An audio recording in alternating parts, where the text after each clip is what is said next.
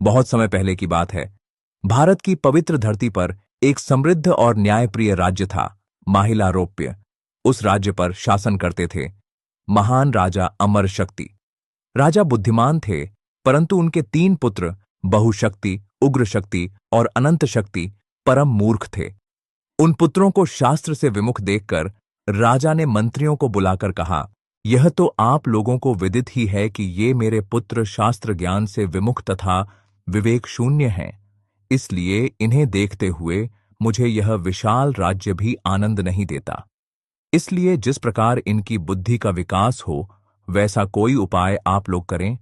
यहां पर मेरे द्वारा दी हुई जीविका को भोगते हुए 500 विद्वान रहते हैं।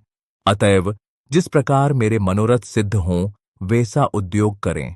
प्रायः सभी मंत्रियों ने राजकुमारों की शिक्षा को लेकर अनेक परामर्श दिए, परंतु समाधान कुछ भी सार्थक न निकला।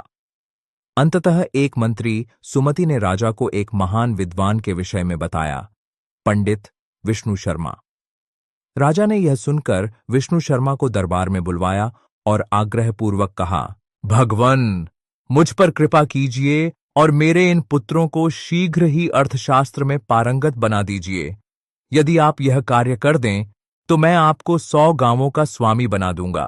विष्णु शर्मा ने शांति और दृढ़ता से उत्तर दिया, राजन, मेरे वचन सुने। मैं विद्या का विक्रय नहीं करता, चाहे आप मुझे 100 गांव ही क्यों न दें। तथापि यदि मैं आपके इन पुत्रों को 6 मास में नीति शास्त्र का झांता न बना दूं तो मैं अपना नाम त्याग दूंगा। इसके पश्चात विष्णु शर्मा ने परंपरागत ग्रंथों के पाठ की अपेक्षा उन्हें कहानियां सुनाना आरंभ किया। पर ये कहानियां साधारण नहीं थीं, वे थीं पंचतंत्र की कथाएं, 5 तंत्रों खंडों में विभाजित, जिनमें छुपे थे जीवन, व्यवहार और नीति के अमूल्य रत्न। 6 महीनों के भीतर ही तीनों राजकुमारों ने न केवल शास्त्र ज्ञान बल्कि व्यावहारिक बुद्धिमत्ता, मानव स्वभाव की गहराई और नीति के रहस्यों को भी आत्मसात कर लिया। जब राजा ने उनके ज्ञान की परीक्षा ली तो वे अत्यंत प्रसन्न हुए। उन्होंने पंडित विष्णु शर्मा को आदरपूर्वक प्रणाम किया और पंचतंत्र को अमर ग्रंथ की मान्यता दी।